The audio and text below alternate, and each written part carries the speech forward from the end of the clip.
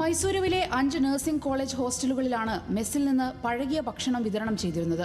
പരാതി പറഞ്ഞു മടുത്തിട്ടും അധികൃതർ നടപടിയെടുക്കാതിരുന്നതോടെ വൃത്തിഹീനമായ മെസ്സിന്റെയും പഴയ ഭക്ഷണത്തിന്റെയും ദൃശ്യങ്ങൾ ചിത്രീകരിച്ച് വിദ്യാർത്ഥികൾ തന്നെ പുറത്തുവിട്ടു. ചീഞ്ഞ പച്ചക്കറികളും പഴകിയ മാംസവും ഉപയോഗിച്ചാണ് ഭക്ഷണം പാകം ചെയ്തിരുന്നതെന്ന് ദൃശ്യങ്ങളിൽ വ്യക്തം.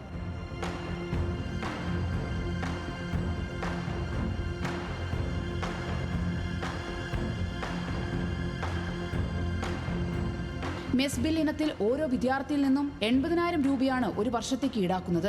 മെസ്സിൽ വിതരണം ചെയ്ത ചോറിൽ നിന്ന് പാറ്റയും ചപ്പാത്തിയിൽ നിന്ന് പ്ലാസ്റ്റിക്കും ലഭിച്ചതായി വിദ്യാർത്ഥികൾ ആരോപിച്ചു.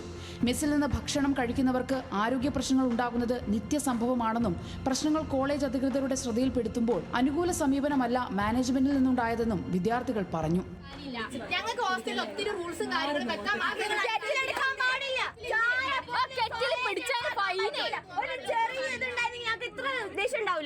വാർത്ത ശ്രദ്ധയിൽപ്പെട്ട AICC general secretary KC Venugopal Karnataka ആരോഗ്യമന്ത്രിയുമായി ഫോണിൽ സംസാരിച്ചു. ഇതിനു പിന്നാലെ കോളേജുകളിൽ ഭക്ഷണം വിതരണം ചെയ്തിരുന്ന ഏജൻസിയായ ഗ്ലോബൽ എഡ്യൂക്കേഷൻ സർവീസിന്റെ ലൈസൻസ് ആരോഗ്യവകുപ്പ് സസ്പെൻഡ് ചെയ്തു.